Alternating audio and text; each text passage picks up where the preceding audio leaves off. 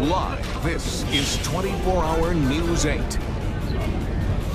Tonight we start with the debate over same-sex marriage. It went before the Supreme Court today, where justices heard arguments about whether there is a constitutional right to such unions nationwide.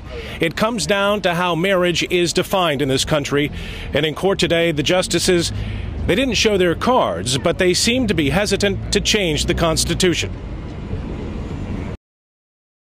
You're not seeking to join the institution. You're seeking to change what the institution is. A fundamental core of the institution is the opposite-sex relationship, and you want to introduce into it a same-sex relationship. This definition has been with us for millennia, and it's very difficult for the court to say, oh, well, we know better.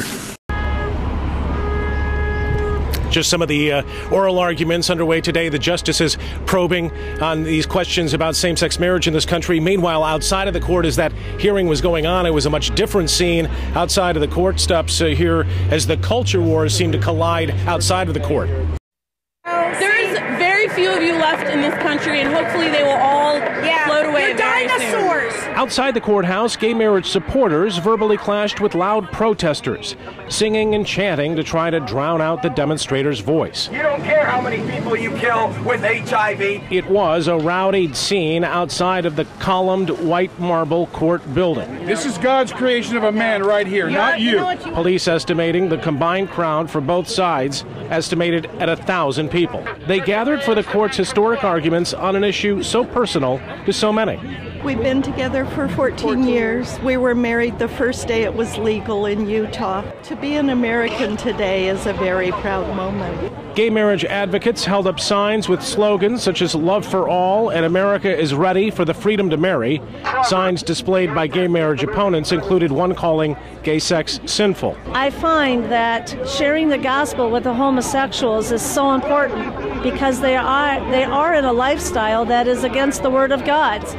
And I'm here today because this is a very dramatic decision here for our nation. If we continue along this path as a nation, God will remove His hand of protection from us. And those demonstrations have all but dissipated at this hour of the evening. Folks have gone home, and although a lot of people are milling about, of course, a lot of media here reporting on what happened today. And coming up a little later at 5:30 and again at 6 o'clock, we'll have more on what happened today in court. You'll hear more from the justices as they were probing both the petitioners and the respondents in this case. We'll talk to some of those involved in this litigation as they address the media outside the courthouse, and we'll have more on the protests as well that happened here at the Supreme Court today. Sue? Ryan, before you go, you were inside the U.S. Supreme Court listening to these arguments. What was that like? Well, in a word, it was just fascinating to be inside the courthouse when this was going on. There were little things that you didn't necessarily weren't expecting. Things like sitting right behind the artist, the sketch artist that was working, drawing some of the action in the courthouse. And then there was, of course, the bigger issues of watching the justices themselves. And I had a viewpoint where I could see all 9 of them.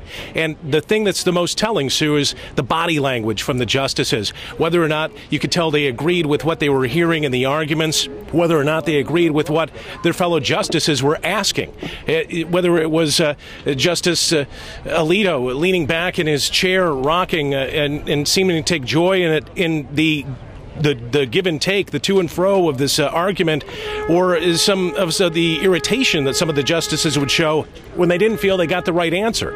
So from that standpoint, just to be on witness to history as that's happening, it's stuff that you can't capture in those sketches, you can't capture it in the audio, but to watch their body language, it's quite telling, and that's what will be dissected as we head into June now and wait for this decision to come down.